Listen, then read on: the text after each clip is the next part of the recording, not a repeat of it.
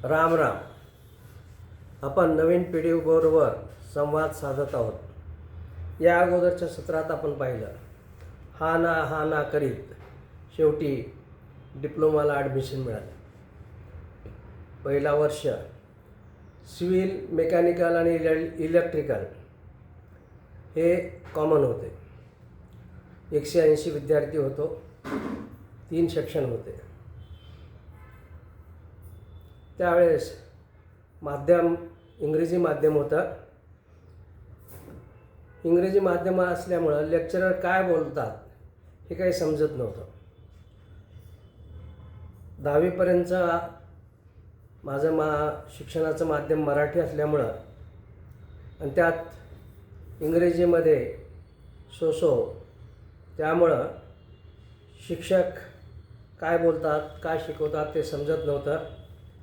त्यात भर पडली की सर्व सब्जेक्ट जे होते ते सर्व टेक्निकल, सिव्हिलचे, मेकॅनिकलचे, इलेक्ट्रिकलचे सर्व सब्जेक्ट जे होते टेक्निकल होते.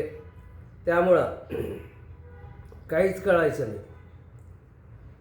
कधीकधी आमचे लेक्चरर शिकवत असताना मुलांना काही प्रश्न विचारायचे. मग माझा नंबर आला की मी उभा टाकायचा. लेक्चरर, प्रोफेसर काय प्रश्न विचारतात तेच माहीत नाही, तेच कळत नव्हतं. मग उत्तर काय देणार, उगी उभा टाकून राहायचं. परंतु काही विद्यार्थी फटाफट उत्तरं द्यायचे. मला आश्चर्य वाटायचं, या विद्यार्थ्यांना कसं कळतं, किती हुशार असतील हे विद्यार्थी आणि उत्तर लगेच देतात. मग त्या विद्यार्थ्याचा खरोखर हेवा वाटायचा. असं करत काही महिने गेले. नंतर समजलं, जे मुलं फटाफट उत्तरं देतात ते दयानंद कॉलेजला PUC किंवा BSc फर्स्ट इयर करून आलेले होते. त्यांना तिकडं गेल्यानंतर इंजिनिअरिंग किंवा मेडिकलला ॲडमिशन मिळालं नव्हतं, म्हणून ते परत डिप्लोमाला आले होते. मग असा प्रवास चालू झाला. मग मी काय केलं, एक डिक्शनरी घेतली, इंग्लिश मराठी डिक्शनरी. सुरुवातीचे 2-3 महिने काही समजत नव्हतं, तरीसुद्धा वाचत राहायचं, पुस्तकं वाचत राहायचं.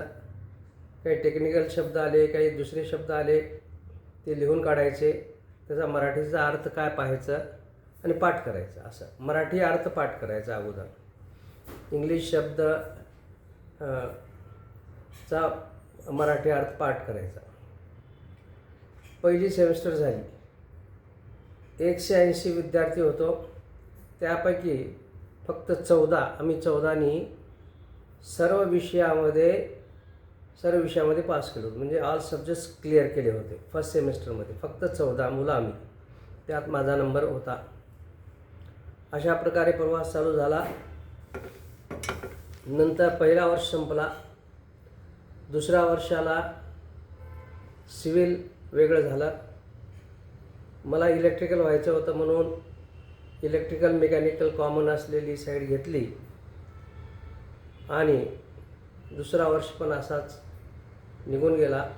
अभ्यासामध्ये चांगल्या प्रकारे गेला. मग इलेक्ट्रिकलला ॲडमिशन घ्यायचं. लातूरला इलेक्ट्रिकल साईड नव्हती, म्हणून औरंगाबादला गेलो. आता औरंगाबादची जास्त माहिती नव्हती, म्हणून काय केलं की औरंगाबादला डिप्लोमा इलेक्ट्रिकल 3rd इयरला ॲडमिशन घेतलं गव्हर्मेंट कॉलेजला. आणि कॉलेजच्या जवळच, कॉलेज उस्मानपुऱ्यामध्ये होतं, कॉलेजच्या जवळच एक रूम भाड्याने घेऊन आम्ही काही 2-3 मुलं राहू लागलो. तिथं आणखीन एक महत्त्वाची अशी गोष्ट होती की डिप्लोमा आणि डिग्री कोर्स जे होते, त्या डिप्लोमा आणि डिग्री कोर्सला बिल्डिंग एकच होती. आणि प्रॅक्टिकल लॅबोरेटरी ज्या होत्या त्या पण एकच होत्या. त्यामुळं तेवढा काही जास्त नंतर इंजिनिअरिंगला ज्यावेळेस तिथंच ॲडमिशन मिळालं त्यावेळेस काही जास्त प्रॉब्लेम वाटला नाही. जिथं आम्ही भाड्याने रूम घेतलं होतो तिच्या खाली एक हॉटेल होतं आणि त्या हॉटेलमध्ये तो हॉटेलचा मालक रेडिओ एवढा मोठ्यानं लावायचा की त्याचा आवाजाचा त्रास होऊ लागला. मग शेवटी कसंबसं फिफ्थ सेमेस्टर काढली तिथे आणि फिफ्थ सेमेस्टर झाल्यानंतर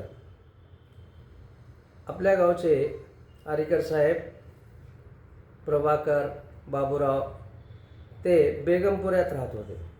आरीकर साहेब त्यावेळेस युनिव्हर्सिटीमध्ये असल्यामुळं त्यांनी बेगमपुऱ्यामध्ये रूम घेतली होती. वसंत पण राहत होता त्यावेळेस. वसंत त्यावेळेस BSc फर्स्ट इयरला होता, PPCमध्ये. मग मी पण तिथं गेलो, मी जॉईन झालो त्यांना. असं आम्ही 4 जण तिथं राहू लागलो. आता उस्मानपुरा आणि बेगमपुरा फार लांब, जवळजवळ 2-3 किलोमीटरचं अंतर असेल. मग मी काय केलं, एक सायकल घेतली. आता एवढा लांब जायचं, जाण्या येण्यातच वेळ जातो म्हणून एक सायकल खरेदी केली आणि सायकलीवरून जायचं उस्मानपुरा तो बेगमपुरा. असा प्रवास चालू झाला. त्यावेळेस फार अभ्यास केला. 3rd इयर होता. 3rd इयरचा रिझल्टवरती डिपेंड होता की इंजिनिअरिंगला ॲडमिशन मिळेल किंवा नाही. 3रा वर्ष होता. 3 वर्षामध्ये डिप्लोमा पूर्ण झाला होता.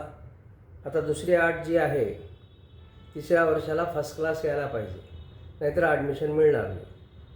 म्हणून पुष्कळ अभ्यास केला आणि डिप्लोमाचा 3ऱ्या वर्षाची परीक्षा दिली. योगायोग किंवा आमचं नशीब म्हणा, महाराष्ट्रामध्ये 3रा आलो. त्यावेळेस वडिलांना फार आनंद झाला. वडिलांनी गावामध्ये पोतभर साखर, बँडबाजा म्हणतो बघा आपण, ते लावून वाटली होती त्यावेळेस. नंतर डिप्लोमा झाला. डिप्लोमा झाल्यानंतर नोकरी लागत होती. त्यावेळेस MSCBमध्ये नोकरी लागत होती आणि मी तरी पूर्ण महाराष्ट्रामध्ये 3रा असल्यामुळं नोकरी तर नक्की होती. अर्ज केला नोकरीसाठी, परंतु वडील म्हणायचे की नोकरी नाही करायचं. समजा काही कारणामुळं तुमचं जाणं झालं नाही इंजिनिअरिंग कॉलेजला, तर ही नोकरी म्हणून ठीक आहे. परंतु आता 2nd इयरला तिथे ॲडमिशन झालेलं आहे औरंगाबादला. त्यावेळेस कसं होतं की डिप्लोमा करणाऱ्याला 2nd इयरला ॲडमिशन मिळायचं. मग 2nd इयरला ॲडमिशन झालं होतं. मग MSCमध्ये अर्ज केला होता. नंतर समजलं, वडिलांनी सांगितलं की MSCBची ज्युनियर इंजिनियरची ऑफर आली होती. मग परंतु तिकडं MSCBला काही गेलो नाही. वडील म्हणाले जायचं नाही, इंजिनिअरिंग करायचं. आम्ही काही करू इकडे, परंतु तुम्ही इंजिनिअरिंग करा. 2nd इयर चालू झालेलं आहे. असा माझा इंजिनिअरिंगचा प्रवास चालू झाला.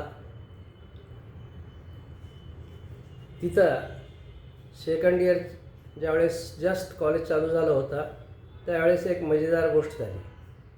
मजेदार अशी गोष्ट झाली, एके दिवशी कॉलेजला जायला उशीर झाला.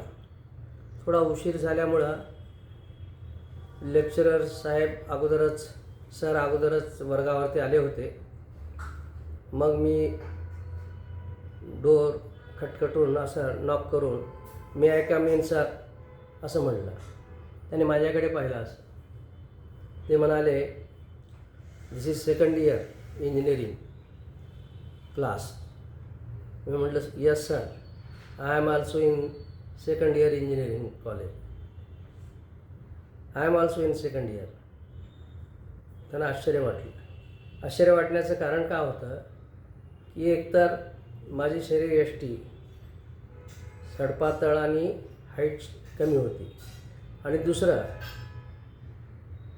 मी ट्राउझर आणि शर्ट घातला होता पांढरा कॉटनचा, तेही कॉटनचा, पॅन्ट शर्ट नव्हतं. मग त्यांना काय वाटलं, कोणीतरी डिप्लोमाचा पहिल्या वर्षाचा मुलगा चुकून इथे आलेला आहे म्हणून त्यांनी तसं विचारलं होतं. परंतु ज्यावेळेस त्यांची खात्री पडली त्यावेळेस त्यांनी मला आत घेतलं. नंतर सेकंड इयरला असताना, सेकंड इयरमध्ये काय होतं, आम्ही जे मुलं होतो, काही BSc फर्स्ट इयर करून आलेली मुलं होती. BSc फर्स्ट इयर करून इंजिनिअरिंग फर्स्ट इयर केलेली आणि नंतर सेकंड इयरला अशा प्रकारे ॲडमिशन घेतलेली, आणि दुसरी काही डिप्लोमा केलेली आणि डायरेक्ट सेकंड इयरला ॲडमिशन घेतलेली. म्हणजे सेकंड इयर क्लासमध्ये नॉर्मल जे चॅनल आहे BSc करून येणारे ते विद्यार्थी आणि डिप्लोमा करून येणारे विद्यार्थी असे मुलं होतो आम्ही. आणि योगायोग असा झाला की तुमचं ज्यावेळेस ॲडमिशन झालं होतं, ज्यावेळेस सेकंड इयरला डिप्लोमाचे मुलं आले होते, त्यावेळेस योगायोग असा होता की महाराष्ट्रामध्ये जो पहिला आला होता गिरीशराव, तो पण आला होता इथेच औरंगाबाद कॉलेजला. मी तिसरा होतो आणि तो पहिला होता. तो फार हुशार, भयंकर, ब्रिलियंट म्हटलं तर चालेल. शेवटपर्यंत तो पहिला राहिला. त्याला कॉम्पिटिशन कोणीच करू शकलं नाही. पहिल्या वर्षी इंजिनिअरिंग करून आलेली मुलं किंवा डिप्लोमाची इतर मुलं कोणी कॉम्पिटिशन करू शकलं नाही. तो पहिला राहायचा. मी केव्हा माझा नंबर दुसरा किंवा तिसरा असं चढ उतार होत होता, परंतु पहिल्यामध्ये काही बदल नव्हता. गिरीशराव हा नेहमी पहिला यायचा. आता त्यावेळेस अशी परिस्थिती होती, माझ्याकडे पूर्ण डिप्लोमा आणि डिग्रीमध्ये एकच पुस्तक होतं, थिराजा म्हणून, थिराजाचं इलेक्ट्रिकलचं पुस्तक होतं. मग मी काय करायचं, जास्त करून कॉलेजच्या लायब्ररीमध्ये बसून अभ्यास करायचा, नोट्स काढायचे, आणि काही पुस्तकं त्यावेळेस 2 पुस्तकं घरी घेऊन जाता यायचे आणि काही 8 दिवसानंतर वापस करायचं आणि दुसरी पुस्तके घेऊन यायची. असा क्रम होता. काही आमचे प्रोफेसर होते, त्यांनी पण मदत केली. त्यांची स्वतःची पुस्तकं ते मला देत होते अभ्यासासाठी. त्यांना माहीत होतं की माझ्याकडे पुस्तके नाही आहे. अशा प्रकारे अभ्यास चालू झालेला आहे. थर्ड इयर इंजिनिअरिंगमध्ये असताना त्यावेळेस सुरेश औरंगाबादला आला. मग तो पण आमच्याबरोबर राहू लागला. म्हणजे आम्ही 6 जण झालो. हरिकर साहेब, प्रभाकर, बाबूराव, मी, वसंत आणि सुरेश. मग त्यावेळेस वकील साहेबाला म्हटलं, वकील साहेब, एक रूम कमी पडते, आपण 2 रूम घेऊ. वकील साहेब म्हणायचे, आपा सध्याचा काळ वाईट आहे, दुष्काळ आहे. दुष्काळ चालू झाला होता त्यावेळेस. सध्याची परिस्थिती वाईट आहे, दुष्काळ चालू झालेला आहे, एकच रूममध्ये राहायचं. ठीक आहे. त्यावेळेस स्वयंपाकाला एक आजीबाई होत्या, स्वयंपाक फार चांगलं करायच्या. आम्ही सर्वजण आमच्याकडचे पैसे वकील साहेबाकडे ठेवायचे, हरिकर साहेबाकडे ठेवायचे, आणि जेव्हा जेव्हा गरज पडेल तेव्हा तेव्हा आम्ही मागून घ्यायचं. आवश्यकता पडली तेव्हा मागून घ्यायचा. ते विचारायचं कशासाठी पाहिजे, त्यांना पटलं तरच ते द्यायचे. केव्हा तरी म्हटलं तर रोजच म्हटलं तर चालेल, रात्री 10:30-11 वाजता ते आम्हाला सर्वांना घेऊन हॉटेलवरती जायचे चहा पिण्यासाठी. उद्देश असा असायचा की झोप येऊ नये, तरतरी व्हावं आणि मुलांनी अभ्यास करावा. अशा प्रकारे आम्ही अभ्यास करत होतो. दुसरा अभ्यास, कॉलेज, रूम आणि अभ्यास याशिवाय दुसरा काही उद्योग नव्हता. मग 3ऱ्या वर्षाला असताना इंजिनिअरिंगच्या सुरेशला स्कॉलरशिप लागली होती. सुरेश आला होता औरंगाबादला, त्याला स्कॉलरशिप लागली होती. तो म्हणाला, मामा तू आता 3ऱ्या वर्षाला आहेस आणि 3ऱ्या वर्षाचं पण अर्ध वर्ष संपत आलं, परंतु तू आणखीन ट्राउझर आणि शर्टवरती राहतोस, तुला पॅन्ट आणि शर्ट नाही, तू पॅन्ट आणि शर्ट घे. मग अशा प्रकारे सुरेशच्या स्कॉलरशिपमधून पहिली पॅन्ट आणि शर्ट घेतली. नंतर सुरेशचे पैसे मी दिले. गावाकडे फार दुष्काळ होता, आमचं इकडे शिक्षण चालू होतं. गावाकडची बंडाळी वेगळीच होती, परंतु वकील साहेबांनी आम्हाला कधीही पैसा कमी पडू दिला नाही. जेव्हा जेव्हा गरज भासली आणि आवश्यकता भासली त्यावेळेस ते पैशाची मदत करायचे. जसा लातूरला दुकानदार विठ्ठल मामा मदत करायचे, तसे औरंगाबादला वकील साहेबांनी मदत केली. आता इथं आमची फर्स्ट इनिंग संपली.